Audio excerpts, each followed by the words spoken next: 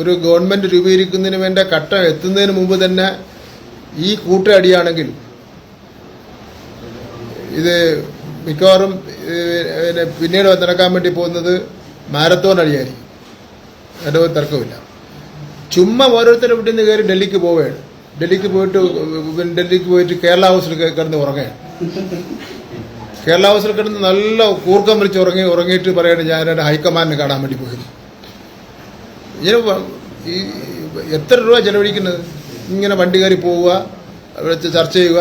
അവിടെ ചെന്നാൽ പിന്നെ മാഡത്തിനെ കാണാൻ വേണ്ടി പറ്റൂല, കോൺഗ്രസിന്റെ ദേശീയ പ്രസിഡന്റിനെ കാണാൻ വേണ്ടി പറ്റൂല. വലിയ പ്രയാസമായിരിക്കും കാണാൻ പറ്റുന്നത്. കാണാൻ പറ്റാത്തവരെ എങ്ങനെ റോഡ് കറങ്ങി നടക്കാൻ പറ്റുമോ? കേരള ഹൗസ് കയറി കിടന്ന് ഉറങ്ങും. കേരള ഹൗസ് ആകുമ്പോൾ അവിടെ സൗജന്യം ഉണ്ടല്ലോ. സോഷ്യൽ മീഡിയയിലൊക്കെ പറയുന്ന ആക്ഷേപം തെക്കൻ കേരളത്തിലൊരു മുഖ്യമന്ത്രി, മധ്യ കേരളത്തിലൊരു മുഖ്യമന്ത്രി, വടക്കൻ കേരളത്തിലൊരു മുഖ്യമന്ത്രി ഇതൊക്കെ സോഷ്യൽ മീഡിയയെ കൊണ്ട് എഴുതിപ്പിക്കുന്നില്ലേ? നല്ല കാശുകൊണ്ടൊക്കെ എഴുതിപ്പിക്കുകയാണല്ലോ.